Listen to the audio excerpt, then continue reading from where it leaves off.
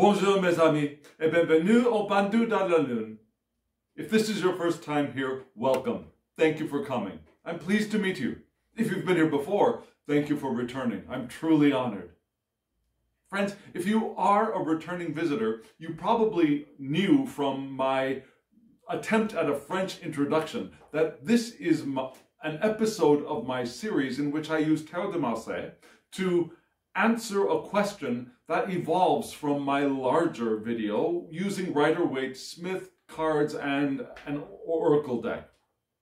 So this week's larger spread was basically about the truth that after we learn or we evolve or we grow from our connection with the divine, with our connection with our ancestors, from the contents of our deep psyche, when we've grown and integrated from all of that, that is not the end point, but the beginning. Yeah, we need to put it into action. We need to perhaps sometimes even teach what we have understood and what we have grown into to be able to fully understand what we have learned, to be able to fully incarnate the wisdom that we have gained, the evolution we've accomplished.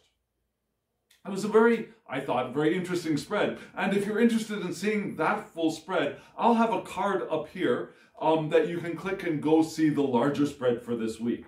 But from that spread, I pulled a question. It's a very long question, so let me read it to you. It is, what do we need to know about shifting from learning from heartbreak and suffering to uplifting those around us and thinking with clear, independent minds?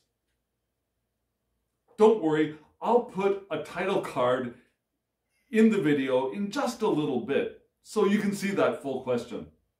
But basically, the question evolved from answers to a question in the larger spread, which showed movement from heartbreak, movement from disappointment, movement from suffering, and that movement from that into nurturing and working with others and having a clear mind. And the question sprang to me that, well, how do I get from that there to there? How do I get from learning from my disappointments, learning from my heartbreaks, to sharing with others? How do I get there? So I asked that question, and I've got 3 cards, a very short spread. Let me show you the question and the 3 cards that came out of the deck.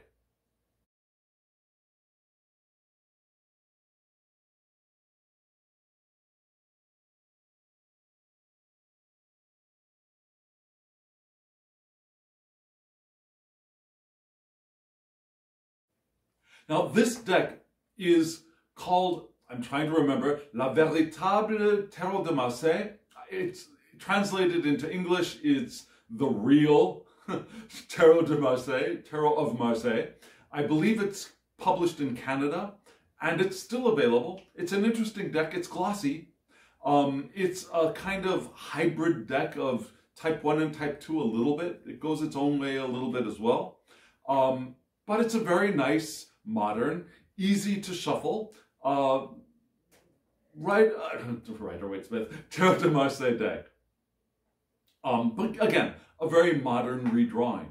And you saw that, and to your surprise maybe, but definitely to my surprise, we pulled 3 wands this time.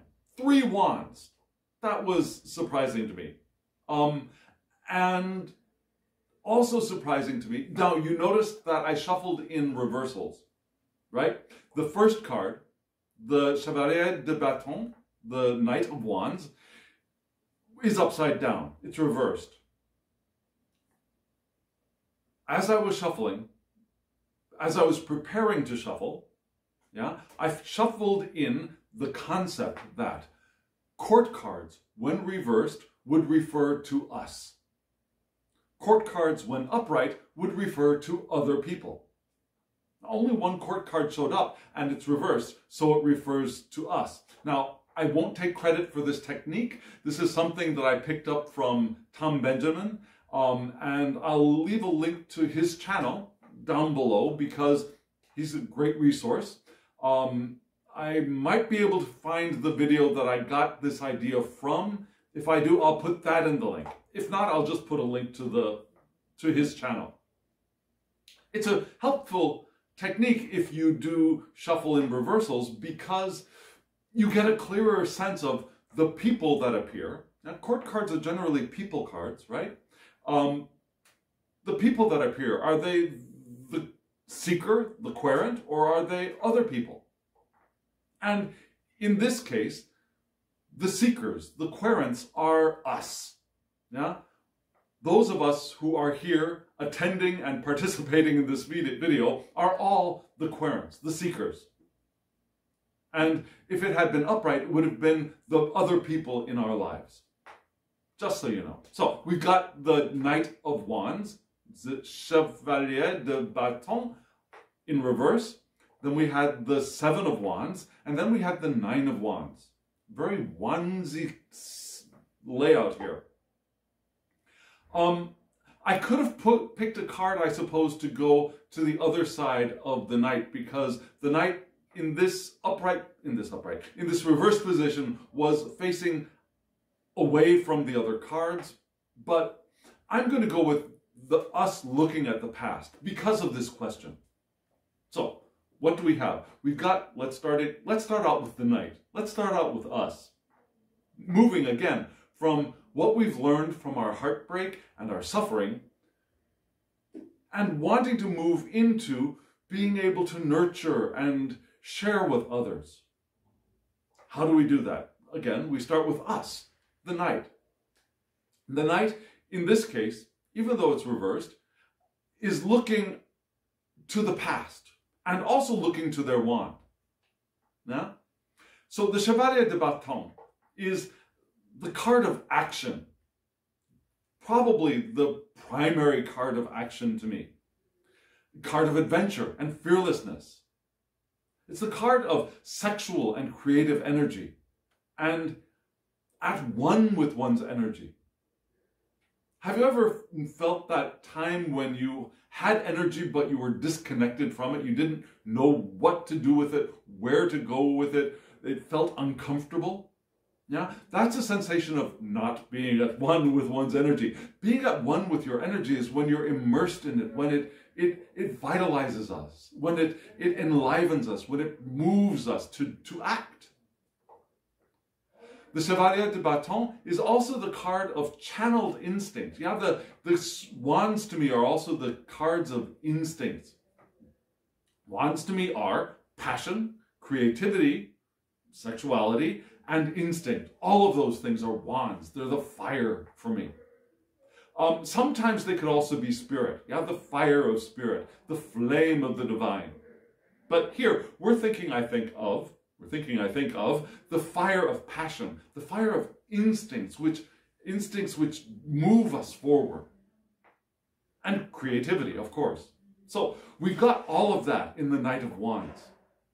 So remember, this Knight is looking at the past, but the horse is ostensibly moving to the right. Yeah? Looking to the left, but moving to the right.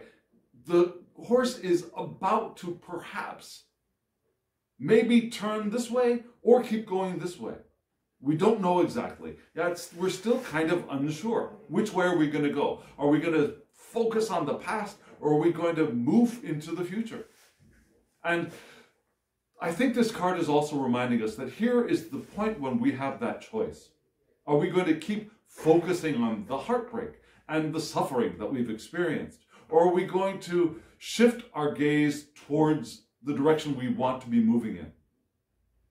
And if we do shift our gaze in the direction we want to be moving in, what is that direction? That direction is the direction of action, of adventure, of fearlessness, of reclaiming our power and activating ourselves with that power, yeah, with that energy that is in us even when we're in the middle of suffering, when we're in the middle of heartbreak, even when we're in the middle of depression.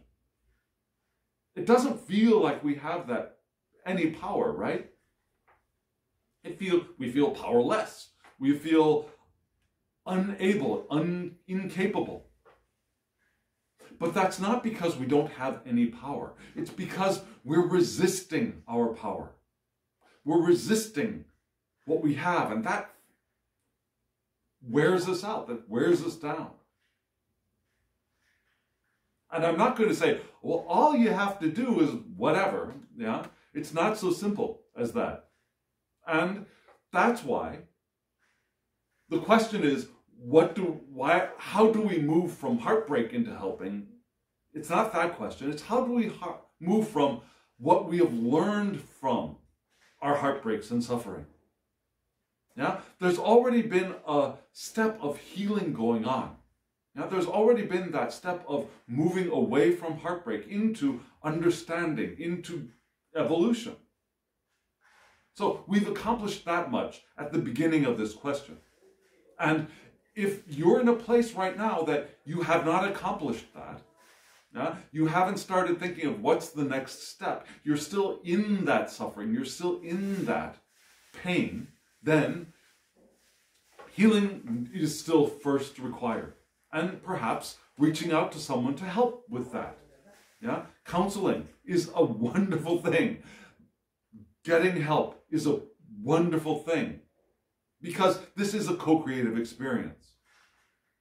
But when we've come through that enough to feel that we've evolved, that we have grown, that now it's time to start turning our attention in the other direction. Now, reclaiming our energy, reclaiming our ability to move forward from our instincts, trusting ourselves. And where do we move? We move directly into the Seven of Wands. The Seven of Wands, the perfect answer. The Seven of Wands is the next step. It is, for me, the action out in the community. Now, sevens for me are moving the energy, yeah, the shake-up that happens when you move the energy of the suit out into the community. And when you share it. So for the wands, it's perhaps first focusing on our talents. Now, what are we good at? What do we enjoy doing? What are we passionate about? Now, focusing on that first as the first step. Feeling that inspiration from, yes, I love doing this. This inspires me to move, to perform, to act, to do, to live. And then we move into humanitarian projects. Now, we go out and we share that with those around us. We help those around us with what we love doing. Now, there are times when we get into what we love doing and we're doing it for ourselves, certainly. Now, if you sing, sometimes we sing for ourselves. If you paint, sometimes we paint for ourselves, for our own pleasure, for our own enjoyment, for our own development and expression for ourselves. But there are also times when we sing for others, when we paint for others, when we paint to express for other people. Now, when we want to share what we know with other people. And that's what this seven is. It's that expression for those around us. It's also a card of more enthusiasm than usual, because I don't know if you've noticed this, but when I'm doing something I'm passionate about for myself, I feel pretty jazzed, let's say, in my generation's parlance. I feel energized a bit. But when I'm doing it with and for other people, that energy, that enthusiasm blossoms. Now, I am also a bit of an introvert. Believe it or not, I'm a bit of an introvert. So that blossoming, that doesn't last a long time. After a little bit, I'll need to take a break and go back and take a nap or something. Now, when I was performing theater, performing live in front of people was wonderful. But then after a couple of hours, I was wiped out. Some of the other people were not. Some of the other people that I worked with were more energized. They received more energy from the performance, and they couldn't sit still. For me, after a performance, I needed to go take a nap. If I had 2 performances in a day, I really needed to take a nap between those 2 performances, between the matinee and an evening show. I needed to sleep, at least for 20 minutes or an hour. Yeah? But when I was doing it, I was energized. Because I was expressing myself with others, and that transaction of energy. Yeah? Giving, but also receiving, fired me up. It's a card of openness, because we want to be open to be able to share our passions, to share our creativity. And it's the card of creative blossoming. Yeah? Like a flower blossoms. Our creativity blossoms in the 7 as we share with others, as we bring it out into the community. If we're only doing it in our own little hermit cell for ourselves, the blossoming is not as full. Because it's all here, right? But when we bring it out into the world openly, the interaction with other people increases our evolution as creative beings. And we are all creative beings. Now, it's not only singing and painting paintings. It's also cooking delicious meals. It's also cleaning a house beautifully, keeping a house beautifully. As much as we can, considering our financial status. It doesn't require hundreds of thousands of dollars to create a beautiful house. Now, beauty is not in extravagance. The beauty could be in simplicity, but still beauty because it's cared for, it's loved. Now, that is also part of this. And we're creating that environment, not just for ourselves, but for the people we either live with or that we invite in to our homes. And that can energize us. So we've moved from the knight, who moved from looking back at the past, the heartache, the what they've learned from the heartache, and moved now into the 7 of Wands, which we carried it out into our communities, whatever that community is. And then we get the 9 of Wands. Now, the 9 of Wands is a card for me of exhaustion. It's the penultimate card. Now, that right before the 10, when we move from the Wands into either another cycle of Wands or into another suit.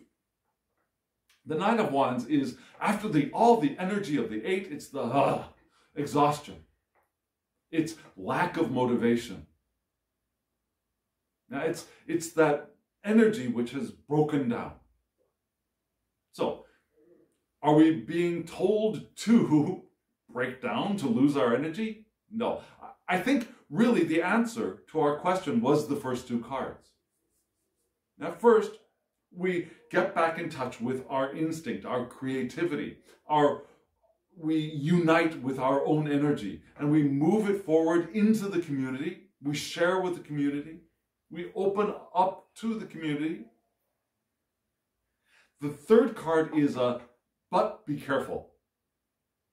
Now, there are times, like I said, when I perform on stage for a couple of hours, and I get wiped out at the end.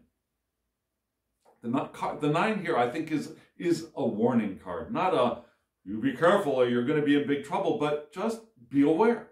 Be aware that energy could lead to exhaustion. So we want to share, be open enough to evolve, but be careful of moving too far without maintaining our self-care. Or we could end up in the Nine of Wands, exhaustion, lack of motivation, burnout. We could move from serving others into sacrifice. Sometimes the Nine of Wands is sacrifice. And there are different ways of interpreting the word sacrifice for me. There's sacrifice, which doesn't feel like sacrifice. There's the sacrifice of love. Now, I sacrifice what I have and who I am because I love you. Now, the sacrifice of love.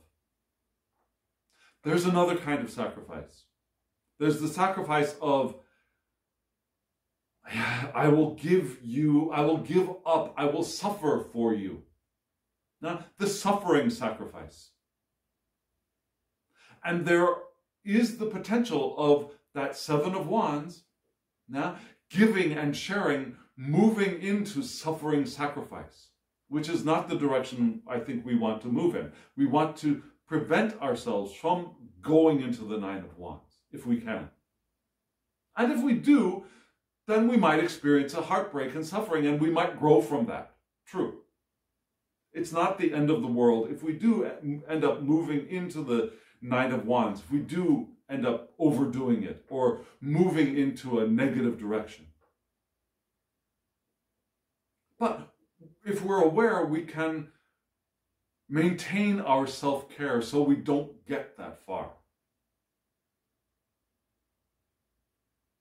Because remember, we're moving from heartache. We're moving from suffering.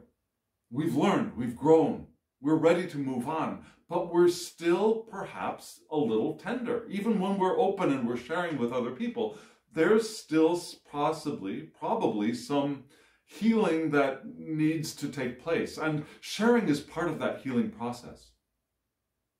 But because we're sharing from a vulnerable place, there is the potential of moving into exhaustion, burnout, or negative sacrifice. I'm doing this for you. Rather than I'm doing this for us because I love us. And if we're in that, I'm doing this for us because I love us. And when I start feeling a little bit tired, it's time for me to take a break. And it's okay. And I'll take a break, I'll take a nap, and I'll show up for the evening show. Does that make sense for you? I think this spread is wonderful. And I think the spread is wonderful because it moves us into the passion, which actually, the larger spread, if you saw the larger spread, again, there was a card up in the top. If you want to go click on it and go see the larger spread from this week, the larger spread was very shy on wands. There was one wand card. There were 3 cups. There were 3 swords, 1 coin, 1 wand. So this set of cards is bringing the wands into the answer to this week's spread, I think. So I think it's a beautiful addition. So friends, I'd love to hear what you think. Did this make sense to you?